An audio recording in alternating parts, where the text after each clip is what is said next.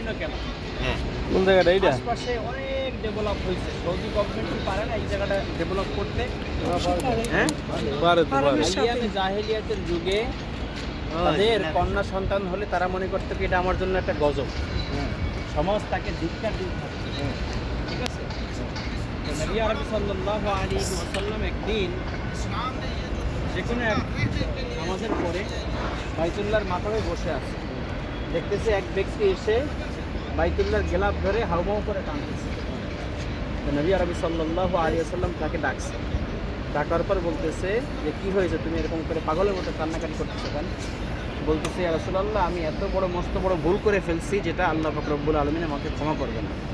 বলতেছে কি ভুল করে ফেলছো? বলতেছে আমি যখন বিবাহ শাদী করে আমি চলে গেছি, ব্যবসার উদ্দেশ্যে চলে গেছি। এরপরে প্রায় 2-2.5 বছর পরে আমি চলে আসছি, আসার পর তখন আমার স্ত্রী প্রেগনেন্ট ছিল। তো আমি যখন আসছি, আসার পর জিজ্ঞেস করছি স্ত্রীর কাছে, বলছে প্রথমে আমার সন্তান হয় নাই অথবা মারা গেছে। কিছুদিন পরে স্ত্রীকে বলতেছে, না তুমি মিথ্যা কথা বলতেছো, আমার সন্তান কই? বলতেছে আমার সন্তান হয়েছে ঠিক, কিন্তু আমি সন্তানকে আমার বাপের বাড়ি রেখে আসছি। বলতেছে না, আমার সন্তানকে নিয়ে আসো, আমি অনেক দিন পরে আসছি, তাকে দেখবো। তার স্ত্রী মোটেও আনবে না, কিন্তু অনেক অনুনয় বিনয় করার পর সে মেয়ের বয়স 1 থেকে 1.5 বছর, ফুটে একটা মেয়ে হয়েছে। মেয়ে হওয়ার পর কিছুদিন পর তার মনের মধ্যে একটু শয়তানি।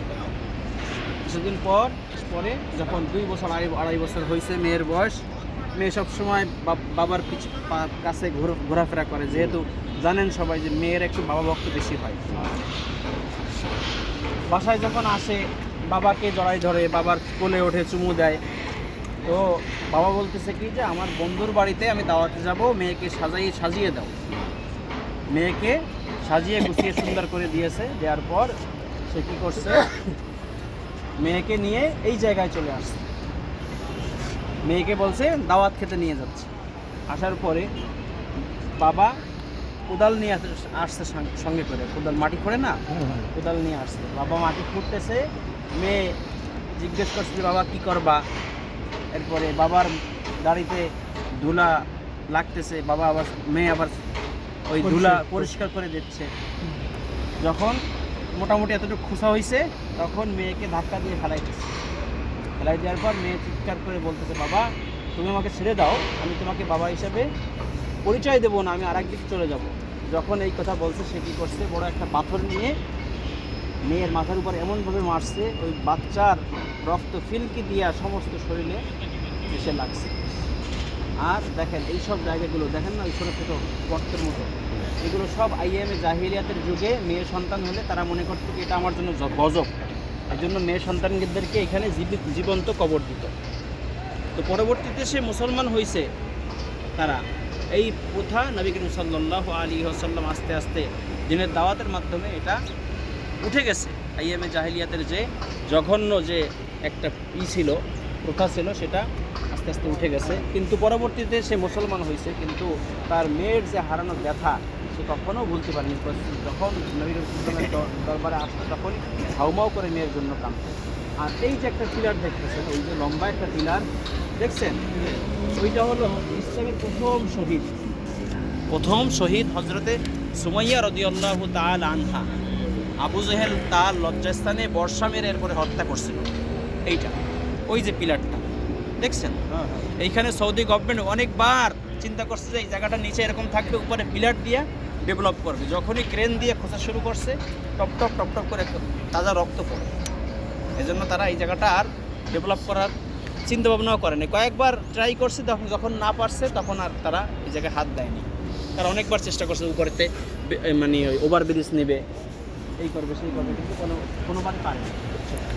আর ওই পাশে যে পিলারগুলো দেখছেন, একটা ক্রেন খাড়া করা, ওইটা হচ্ছে মাদ্রাসায় সুলুকি হাজি ইমদাদুল্লাহ মুহাজির মক্কি, আমজাদ শাহ কাশ্মীরি, কারি তৈয়ব সাহেব, তারা ওই মাদ্রাসায় পড়াশোনা করছে।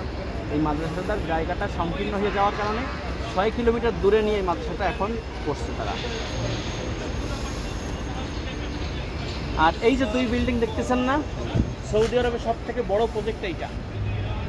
সৌদি আরবের সব থেকে বড় প্রজেক্ট এইটা, এই দুই বিল্ডিংয়ের মাঝখান থেকে এই যে পেছনে রোড না, এই রোডগুলো ডাইরেক্ট এইখান থেকে আসবে, এই দুই বিল্ডিংয়ের মাঝখান থেকে আসবে এবং এই রোডের দুই পাশে হবে 5 স্টার 7 স্টার হোটেলগুলো সব এই রোডের দুই পাশে হবে, বুঝছেন? আর এই যে এই দুই বিল্ডিংয়ের মাঝখানে উপরে দেখতেছেন একটা মসজিদের মতন, দেখেন হ্যাঁ মসজিদের মতন, এটা গিনেস বুক ওয়ার্ল্ডে এটার নাম পাই সব থেকে উপরে ঝুলন্ত মসজিদ। এটা দুই বিল্ডিংয়ের মাঝখানে, এটা কিন্তু এইভাবে নড়ে, বুঝছেন? নড়ে। হ্যাঁ, এখানে মহিলাদেরও নামাজের স্থান, পুরুষদেরও নামাজের স্থান। এখানে মানে প্রতি অক্ত এরা হিসাব করছে কি একটা জায়গা যখন বিল্ডিং করা হয়, ওই জায়গা যদি ফাঁকা থাকতো তাহলে তো ওইখানে তো নামাজ পড়তো, যেন প্রত্যেকটা বিল্ডিংয়ের একটা ফ্লোর করে ফাঁকা রাখছে নামাজের স্থান, যাতে নামাজের স্থানগুলো মাইন্ড না হয়। আর এটা পুরুষদেরও জায়গা আছে, মহিলাদেরও জায়গা আছে। দেখেন এখন টাওয়ারগুলো সব এরকম হবে। আর এই যে জায়গাটা দেখতেছেন এই ক্রেন, এইটাই ছিল বড় একটা পাহাড়। এই বিল্ডিংগুলো সব সামনে দেখবেন জাবালে ওমর লেখা, ওমর রাদিয়াল্লাহু তাআলা বাড়ি ছিল এইখানে থাকাতে প্রত্যেকটা টাওয়ারে লেখা জাবালে ওমর, এইখানে তার বাড়ি ছিল, বুঝছেন? কেটে কেটে এরপরে এইখানে সব 5 স্টার 7 স্টার হোটেলগুলো বানাচ্ছে। এটা এমনি একটা অফিস, এর নিচে হাইওয়ে রোড, তো এই অক্সিজেন বের হয়। আর এই কথা মসজিদ বাইতুল্লাহর বড় অংশ, বুঝছেন? এটা বাচ্চার এক বোন করছে এখানে 10 লক্ষ লোক নামাজ পড়তে পারে। 60টা ফ্লোর এখানে, উপরে 5টা, নিচে 2টা। আমি এখানে ডিউটি করছি 100 নম্বর গেটে, ওই পাশে 2টা মিনার আছে, ওখানে 100 নম্বর গেট, ওখানে ডিউটি করছি 2016 সাল 17 সালে। এখানে নিচের যে 2টা ফ্লোর, একটা হচ্ছে দিয়ে ওয়াশরুম এই পাশে, আর এই পাশে একটা হচ্ছে সব অফিস।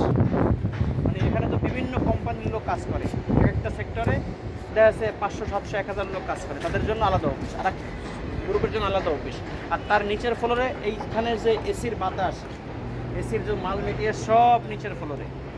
এটা যখন এসি চালায় না, আপনার এই রোড টোড সব ঠান্ডা হয়ে যায়। গরমের সময় যখন এসিটা চালাই দেয়, ওই ঠান্ডায় পুরো এই রোড টোড সব ঠান্ডা হয়ে যায়। আর এর ভিতরে আপনি না ঢুকলে বুঝতে পারবেন না এর ভিতরে এত সুন্দর কারুকার্য। আর সর্বশেষ কাতারে যেই ব্যক্তি দাঁড়াবে, একেবারে সর্বশেষের একেবারে কাতারে যেই ব্যক্তি দাঁড়াবে, সে যেন বাইতুল্লাহ দেখতে পারে, এরকমভাবে করা। বাইতুল্লাহ তার নজরে আসবে সর্বশেষ কাতারে যে দাঁড়াবে। এখানে 2টা হেলিপ্যাড আছে, 3টা হাসপাতাল আছে, 2টা পুলিশ কোয়ার্টার আছে, মানে সাময়িক ট্রিটমেন্টের জন্য, সাপোর্টের জন্য যা যা দরকার সব কিছু এর ভিতরে আছে। আর কয়েকদিন আগে তাকরিম ফার্স্ট হইল না বাংলাদেশ থেকে, তাকরিমের প্রতিযোগিতা এখানে হয়েছে। যত প্রতিযোগিতা হয় সব এর ভিতরে। আপনারা যদি সময় হয় এখনও ঘুরে দেখতে পারেন, আবার পরে এসেও দেখতে পারেন। ঢুকছে অন্যগুলো আগে দেখি, তারপরে এটা তো পাশাপাশি। ঢুকবেন, কিন্তু এটা পরে দেখা গেল কি সুযোগ হয়।